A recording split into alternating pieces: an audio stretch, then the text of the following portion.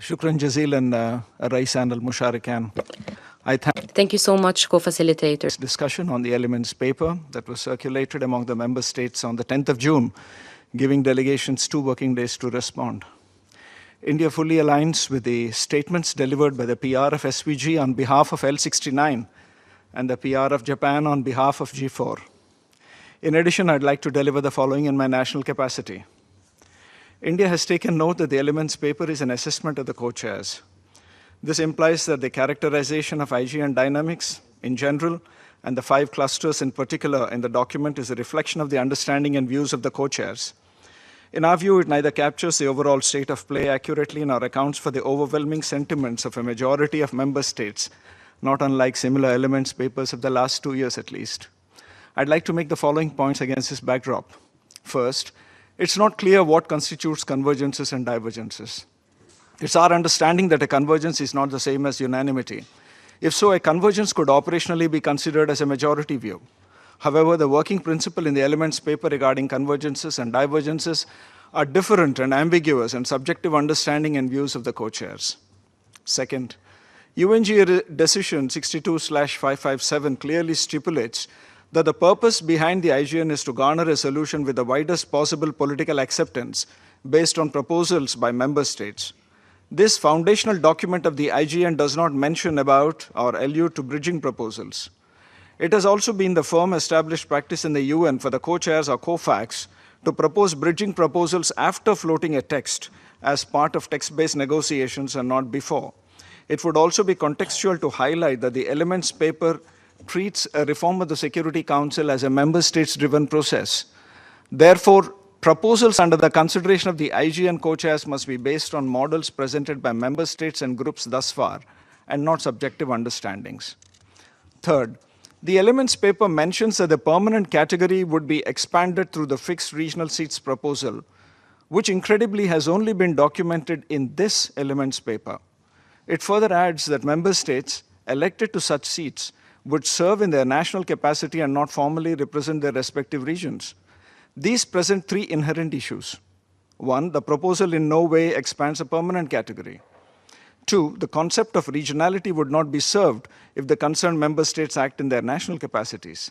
And 3, it weakens the case of SIDS, a cross-regional group which India has been consistently supportive of. Further, this whole proposal is akin to granting a veto to the E10, bereft of convoluted arguments of permanency. This proposal confuses veto power with permanency. Fourth, the elements paper proposes further discussion and clarification on the concept of permanency. The UN Charter is very clear on this question and there is no room for ambiguity. Article 23 clearly categorizes the UNSC members into 2, permanent and non-permanent. Therefore, the definition of a permanent seat needs no further elaboration of classification as a divergence.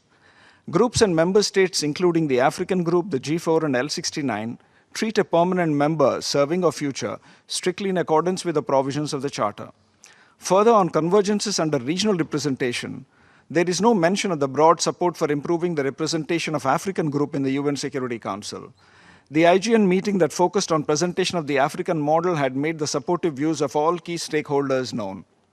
Fifth, as also highlighted in the past, support of a majority for expansion in the permanent category has been reduced to a significant number of delegations in the elements paper.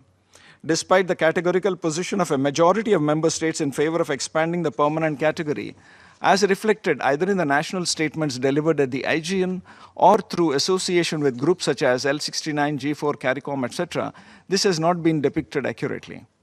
Sixth, reflecting expansion of the category of 2-year term non-permanent category as a convergence portrays only a part of the picture. Groups and member states add qualifiers and attach other interlinked parameters as they endorse expansion in the non-permanent category.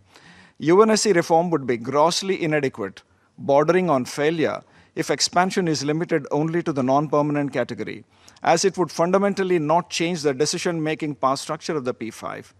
Groups and member states have waited this long for real and meaningful reforms. Seventh, a nothing is agreed until everything is agreed approach must not become a tool to block progress.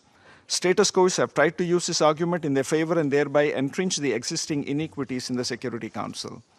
Eighth, the General Assembly is a truly democratic principal organ of the UN. However, the Security Council is fundamentally different by its very design. By advocating expansion of the permanent category, India's consistent effort has been to bring in a greater sense of balance and equity in the Security Council and change the decision-making parameters of the P5, while being mindful that the principle of sovereign equality of states would not be applicable in its entirety, unlike the UNGA, due to such foundational DNA enshrined in the Charter. Finally, IGN cannot be fundamentally different from other UN processes, wherein negotiations are held on the basis of a text. Groups and member states express their views on the text under consideration. Therefore, we urge the co-chairs to take the lead on formulating a text with clearly defined milestones and timelines so that groups and member states could engage in a purposeful and outcome-oriented manner and thereafter consider, if necessary and as appropriate, any bridging proposal. In closing, it is India's sincere hope that the co-chairs would suitably take into account our views and amend the elements paper suitably in order to make it more objective. India would also like to reiterate that we will continue to support all earnest efforts by the co-chairs and other groups and member states towards achieving real reforms of the UN Security Council. Shukran jazeelan.